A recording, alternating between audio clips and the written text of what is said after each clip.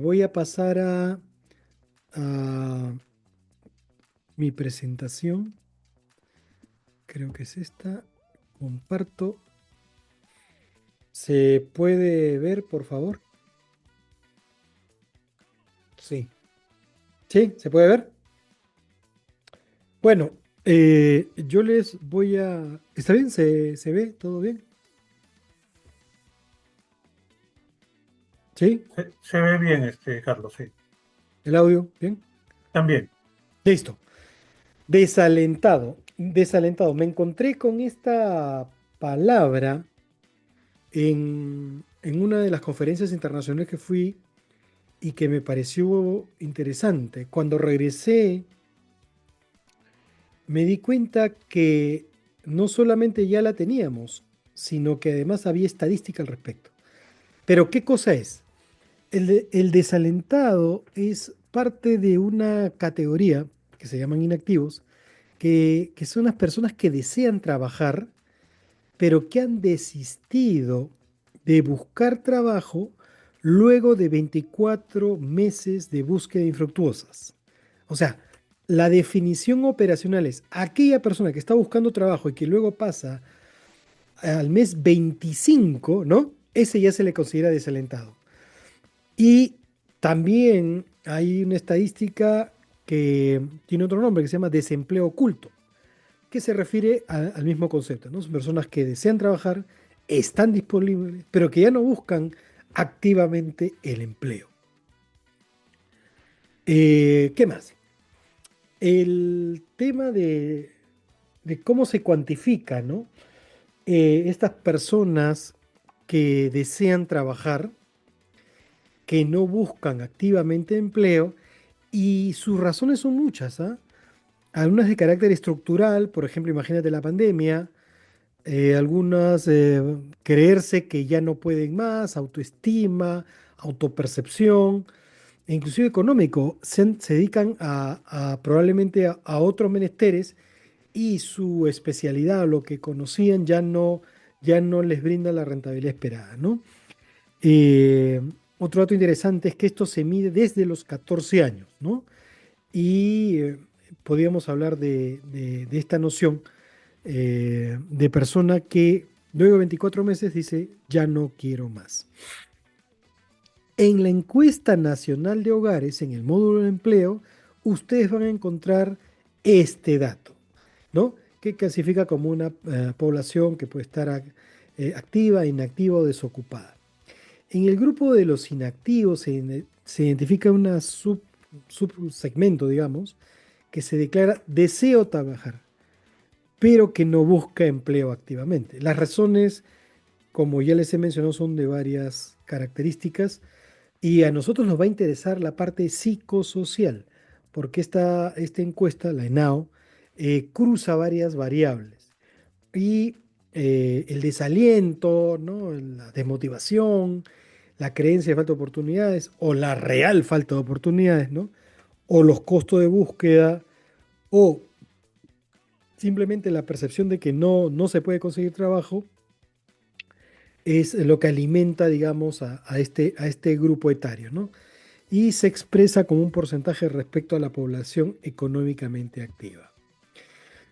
Acá está la construcción del indicador, ¿no? Que es del ENAO, como ya les he dicho, existe, la ENAO es anual y podríamos construir este indicador a partir de datos del 22, del 23, del 24 y obviamente ya estamos cerrando el 25. Podríamos hablar de una tasa de desalentados que es el promedio que hay entre el número de inactivos con deseo de trabajar pero sin búsqueda activa entre la población total en edad de trabajar por 100, ¿no? Ese número, ese indicador que podríamos construir, lo podemos hacer con varios años consecutivos y podemos hacer el seguimiento de esa misma pregunta en grupos específicos para ir monitoreando qué es lo que ocurre, ¿no? Entonces, estos indicadores que les he mencionado va a ayudar mucho para entender qué significa el desalentado. En el contexto peruano, las condiciones de mercado laboral, que las conocemos todos, alta informalidad, se habla de más del 72%, ya lo mencionó José Luis.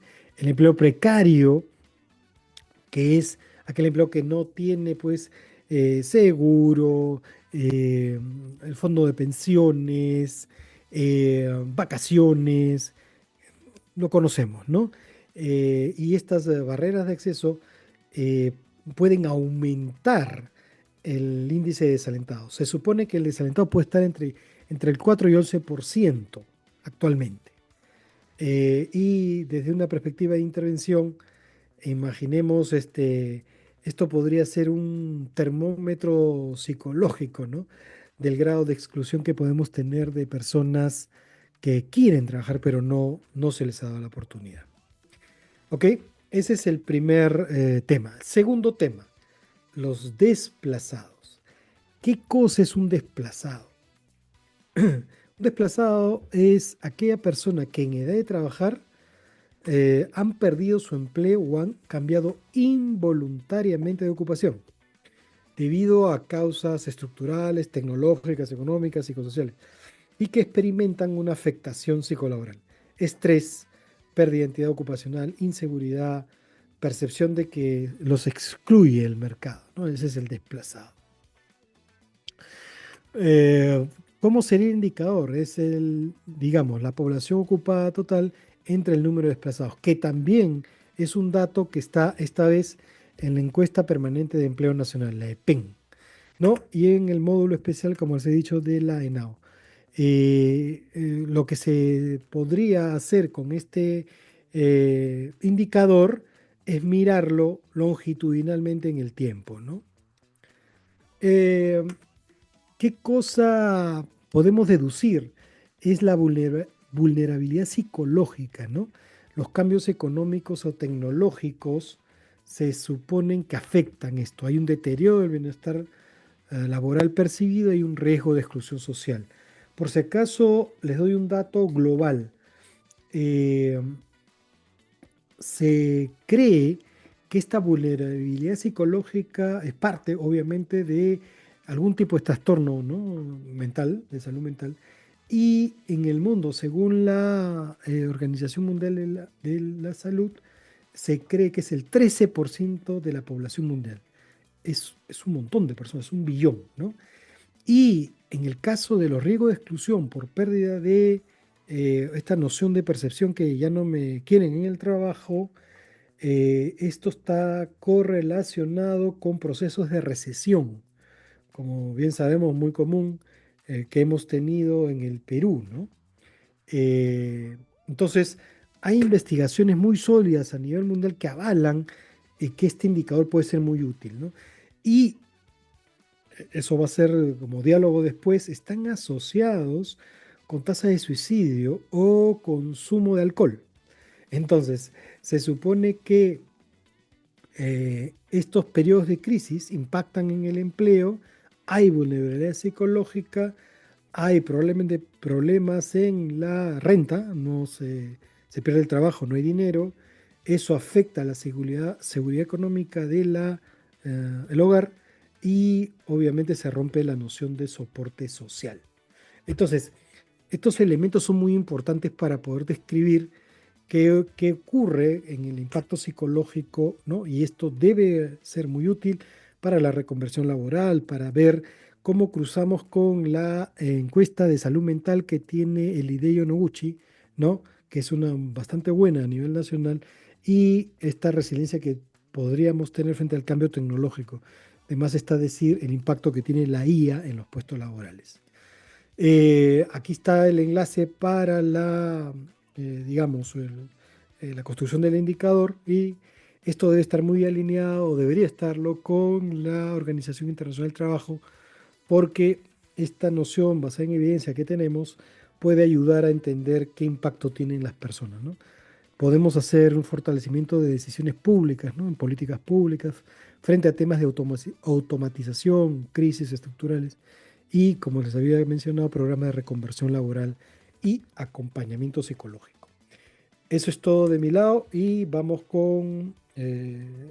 ahí cierro, Raúl. Muchas gracias, Carlos. Muy interesante la propuesta. Y renglón seguido, le daríamos la palabra al colega Fernando Cerón con el tema autoempleo. Adelante, Fernando. Muy bien, gracias Raúl. Buenos días a todos los presentes. Voy a compartir el material, el PPT.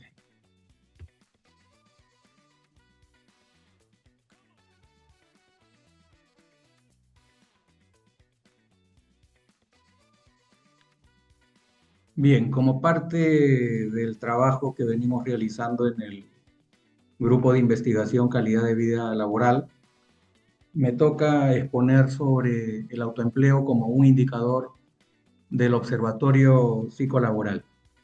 Es importante señalar que en el Perú el concepto de autoempleo viene siendo consensuado con la intervención de la Organización Internacional del Trabajo, la OIT, mediante un diálogo social en donde participan la Central Unitaria de Trabajadores y otros actores sociolaborales, políticos, que dan cuenta de la siguiente definición: el autoempleo como una actividad económica realizada por una persona por cuenta propia sin relación de dependencia laboral. Incluye a trabajadores por cuenta propia, empleadores independientes y trabajadores familiares no remunerados. A nivel operativo, se clasifica considerando la continuidad de la actividad, el nivel de ingresos, la formalidad y el sector económico.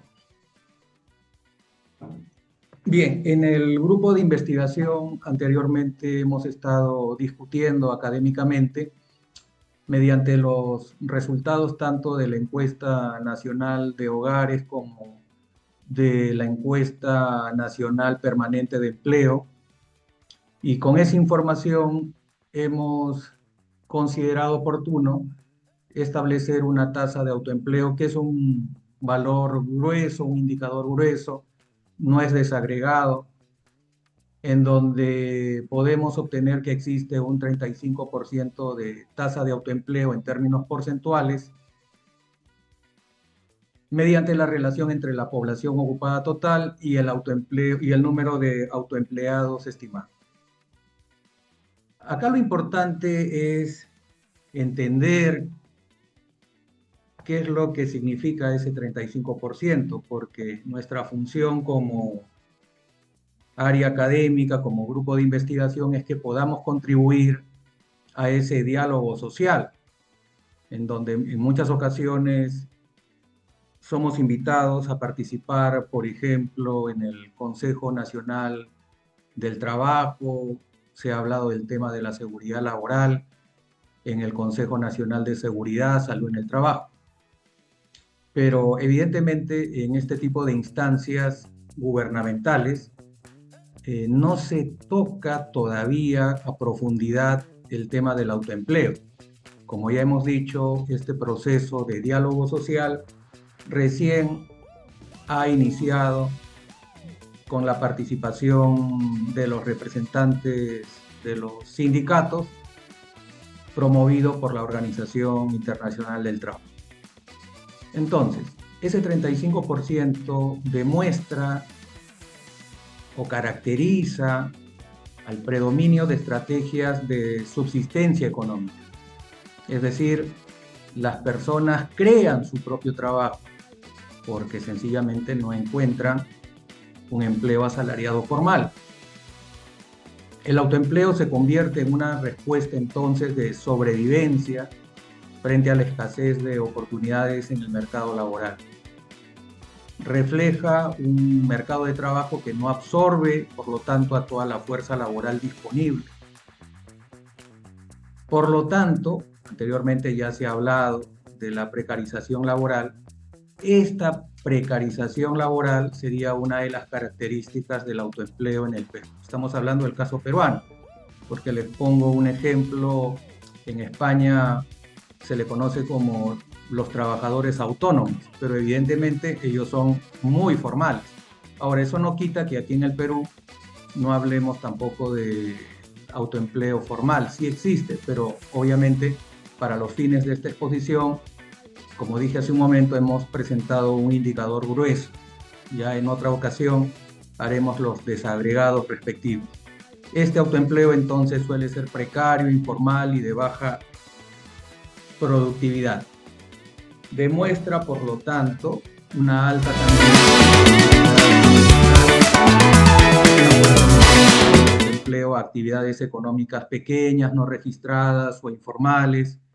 Lo hemos visto incluso antes de la prepandemia, la pandemia, la pospandemia, ahora que se vienen las famosas campañas, ¿no? La campaña navideña o la campaña escolar o la campaña por el Día de la Madre, el Día del Padre, la campaña de fiestas patrias. Entonces, en el Perú, obviamente las familias son emprendedoras y es una característica del autoempleo. Sin embargo, los ingresos son variables e inestables, lo acabo de decir. Acaba la campaña, hay que estar pensando en cómo organizar el trabajo, ya Carlos lo había notado anteriormente en su primera intervención. Están pensando en la segunda campaña, la que se viene, ¿no? La campaña escolar. Ausencia de derechos laborales, de protección social y seguridad jurídica es lo que caracteriza esta forma como se organiza el trabajo desde el autoempleo. Por lo tanto, con esas características se puede observar una baja productividad laboral. Las actividades de autoempleo predominantes suelen ser en comercios minoristas informales, en su gran mayoría, en servicios básicos, en el sector transporte, mantenimiento, la venta ambulatoria, o también en los denominados microemprendimientos sin capitalización ni tecnología, ¿no? Porque cuando hablamos de que la capitalización es baja, ustedes saben de que lo ideal es que toda actividad económica sea bancarizada, forme parte del sistema económico formal bancarizado. Pero lamentablemente, debido a la baja productividad, los microemprendimientos siguen estando pues en la tangente de ese sistema. Por lo tanto, eso implica una baja capacidad de generación de valor agregado, una dificultad para escalar los negocios o mejorar los ingresos. Aquí hay que hacer una distinción, ¿correcto? Todo emprendedor es aquella persona que puede iniciar un negocio, hablando del autoempleo, y que puede escalar y luego puede administrar, convertirse pues en un empresario. El limitado uso de las tecnologías y el escaso acceso al financiamiento caracteriza a este 35%. Y todo lo anterior mostraría esta dualidad del mercado laboral peruano. Ya anteriormente lo han señalado, está dividido ese mercado laboral en un sector formal, con empleos protegidos, con mayor estabilidad, productividad en ascenso, y un sector independiente informal, característica notoria para el caso del autoempleo, empleos autónomos sin protección social, llamados también de subsistencia, toda vez que mencioné el término de campaña, ¿verdad? El emprendimiento por necesidad, por lo tanto, no por una oportunidad. Pero todos sabemos de que en otros países existen ecosistemas para los emprendedores, pero lamentablemente en el Perú eso todavía está en ciernes. Hay algunas iniciativas de parte del Ministerio de la Producción, hay una serie de programas como el programa Innovate, pero que aún siguen siendo de muy escasos para los fines que estamos señalando sobre el autoempleo.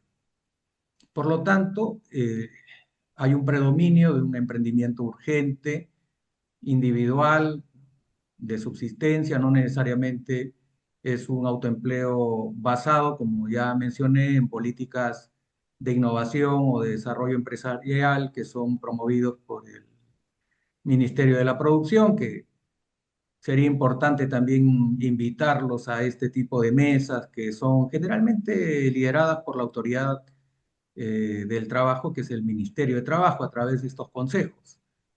No se relaciona con ecosistemas emprendedores dinámicos planteados en políticas públicas y quedan expuestos, son vulnerables socioeconómicamente, ya que las personas que generan el autoempleo tienen ingresos inestables, falta de acceso a pensiones, al seguro social, a salud, a la salud ocupacional. Sus horarios son extensos para obtener muchas veces ingresos mínimos, son fluctuantes. Hay un riesgo continuo ante crisis económicas, lo hemos visto a raíz de, en plena pandemia, cómo había un cierre de todas las actividades económicas. Los más afectados fueron los autoempleados.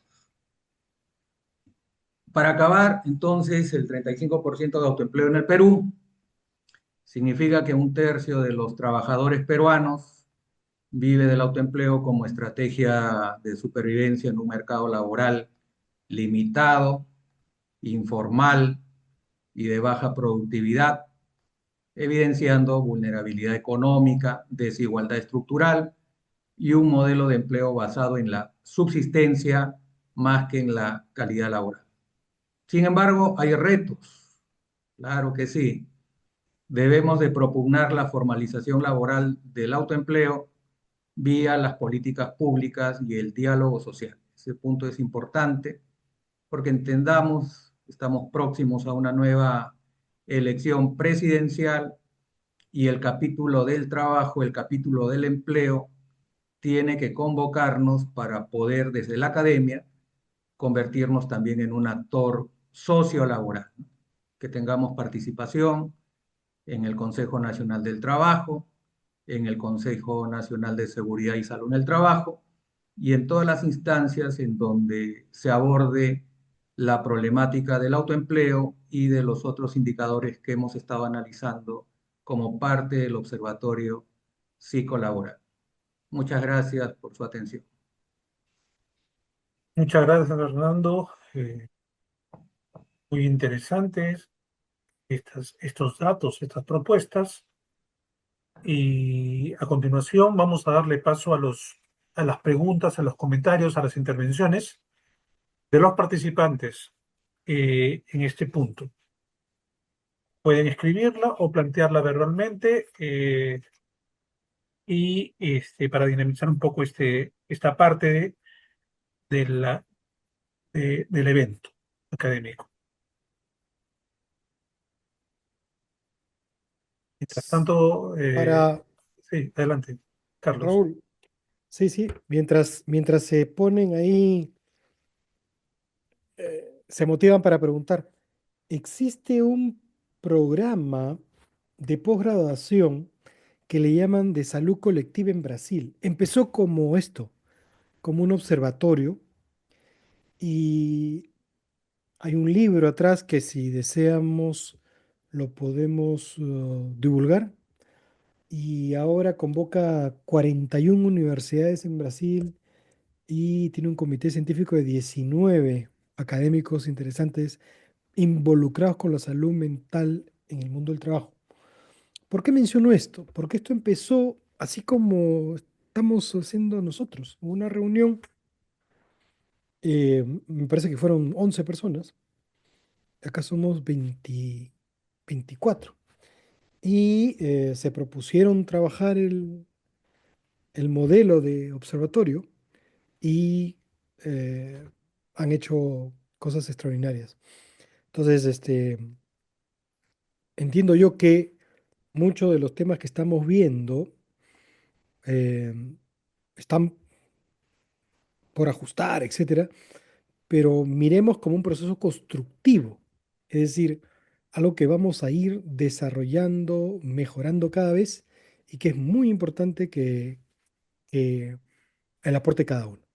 Eso quería complementar como dato, ¿no? Y, y de hecho, que sea nuestros hermanos brasileños como modelo, ¿no? De lo que se puede construir si nos ponemos de acuerdo. Eh, Ahí cierro esta parte. Sí. Muy interesante y nuevamente invito a los participantes a que planteen sus intervenciones. Me pueden interrumpir en todo caso. Mientras tanto, yo quería mencionarles que Kabila, el grupo de investigación, ¿ya?, de la Facultad de Psicología y la Escuela de Psicología Organizacional, eh, viene desarrollando una serie de actividades internas, está muy activo para poder orientar este tipo de inquietudes hacia la investigación, ¿no?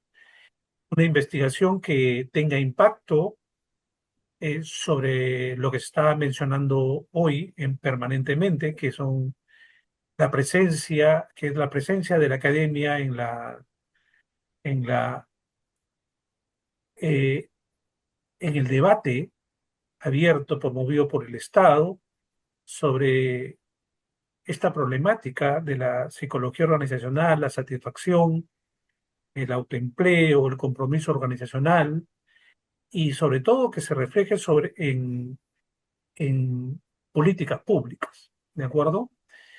En políticas públicas que se reflejen luego en hechos concretos en nuestra vida laboral, en un país en el que eh, falta todo por hacer, ¿no?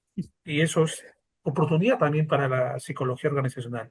Ahí, perdón, Sí, Raúl, para proseguir con este análisis, al principio los observatorios tienen data media dura, ¿no? Entonces, oye, ¿para qué me sirve el tema de un desalentado? ¿Para qué me sirve mapear población alfabetizada? ¿O para qué me sirve tener los criterios de autoempleo que Fernando ha mencionado? ¿O los índices de informalidad que habló José Luis? Y es porque hay estudios que ya vinculan y hay data detrás que pueden ser muy importantes. Por ejemplo, compromiso con rotación, ¿no? El que no está comprometido tiende a irse de la organización. ¿Y cuánto cuesta cada persona en una organización? Proceso de incorporación, proceso digamos, involucrarlo con la política, la cultura, ¿no? El proceso de inducción, hasta llegar a que llega y no funciona. O sí, o no se adapta al grupo. Entonces, ahí ustedes tienen un vínculo directo entre cuánto puede ayudar un dato del observatorio respecto a los índices de rotación. Entonces, ya se puede tener, si sube el nivel de compromiso o baja, inmediatamente el dato de cuánto podría estar la rotación a nivel nacional, con todo lo que implica. Entonces, tú podrías tener a partir del dato del observatorio implicaciones directas en la organización, como en el caso de cuando dicen, ¿no? Va a subir el dólar, ¿qué es lo que haces? Ahorras un poco, te dejas de endeudar en dólares, ¿no? Entonces, si va a bajar el dólar, uy, ahí haces, ¿no? Eh, es un dato que te ayuda a manejar predictibilidad en tu conducta. Ahora, imagínate un dato que tiene que ver con el aspecto psicolaboral. Por ejemplo, el desalentado está relacionado con la reinserción laboral y la reinserción laboral está asociada con la pérdida de vigencia de conocimientos. Es decir, las personas que están más de 24 meses sin conseguir empleo se desactualizan. Ahora, ¿qué significa un año cronológico? Y esto lo discutimos en una de las reuniones de Kabila, frente al año de conocimiento, para ponerle un nombre, ¿no? La investigación dice que es por 5. O sea, no estás 24 meses, estás casi 10 años perdido en todo lo que ocurre diariamente cuando uno está en el mundo laboral. Es decir, qué pasa con, digamos, ese Word que usabas o ese Google que ahora se ha convertido en ChatGPT, o qué pasa con esa pérdida pues, de vigencias de información, ¿no? Y por último, esta actualidad de conocimientos, es decir, cuánto lo que sabes luego de 24 meses estar parado puede servir para eh, tener un correcto desempeño en el nuevo trabajo. Entonces, puede hacer que no seas útil. O tus nuevas formas de trabajo y la velocidad que tiene actualmente el trabajo. O eh, qué pasa con mecanismos más eficaces de capacitación o la inclusión de la IA, ¿no? Y les doy un dato y con esto cierro, por favor. Contrasentido, la reinserción laboral es más compleja en los jóvenes, por si acaso. Entre 14 y 24 años, el dato que tengo, ha decrecido 11,5%. Ese es dato 2024, ¿ah? Y los mayores de 45, al revés, ha subido más 9%. Se supone que estamos con el bono demográfico. Entonces hay que tener mucho cuidado con esta data que tenemos y ver qué ocurre con los jóvenes, porque puede hacer de que entren a desalentarse y hacer otras cosas, ¿no? Entonces, miren la información de un observatorio, cómo te puede ayudar a tomar decisiones prácticas y pragmáticas. Lo dejo ahí. Sí, gracias, Carlos. Hay una pregunta precisamente para ti que es de Raúl Correa. Indica que los datos cuantitativos son importantes, pero la evidencia a través de estudios cualitativos son aún más importantes. Acerca de los desalentados, hay información cualitativa. Hola Raúl, con Raúl por si acaso hay una amistad de por lo menos desde el año 1987. Así que gracias por estar acá, Raúl. Es un colega de la Universidad Peruana Cayetano Heredia.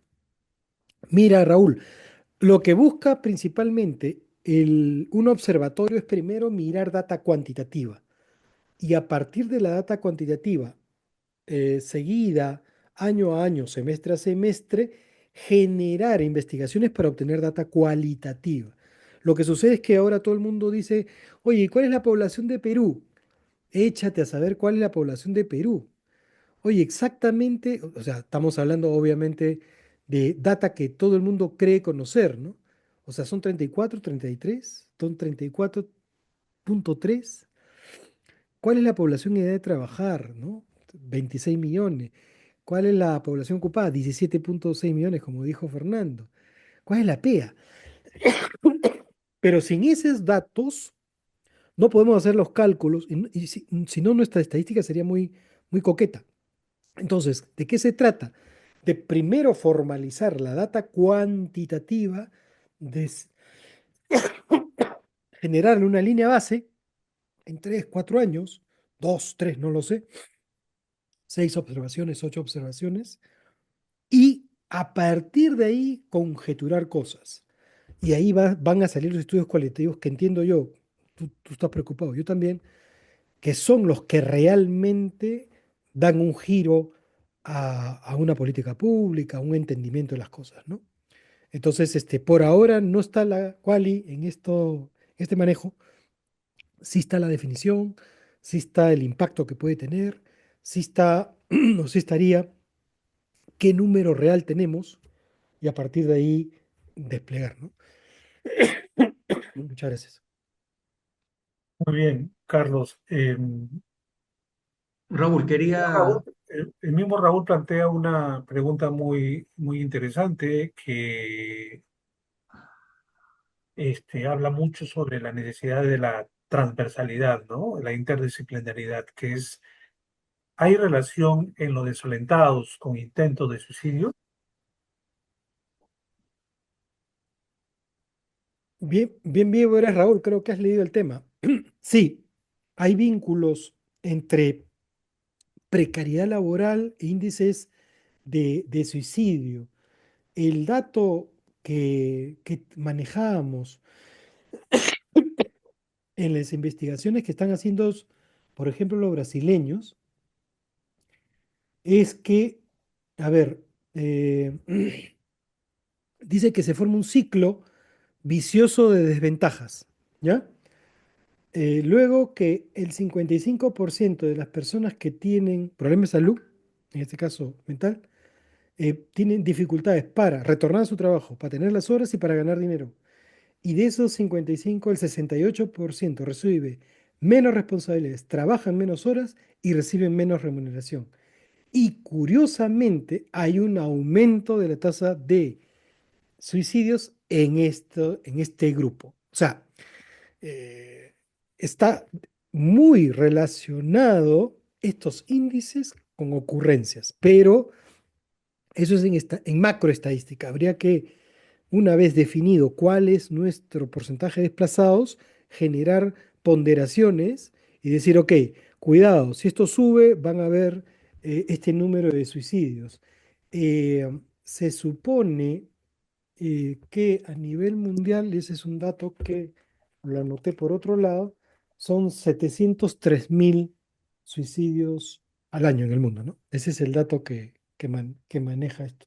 Hay varias información que estoy compilando porque estoy haciendo y no sé si tiene que ver con el tema, pero estamos generando un neologismo, que es el efecto lacrijo, lágrimas por un hijo, que son las personas que pierden a sus hijos. Y ahí hay un factor que tiene que ver con indicadores de suicidio.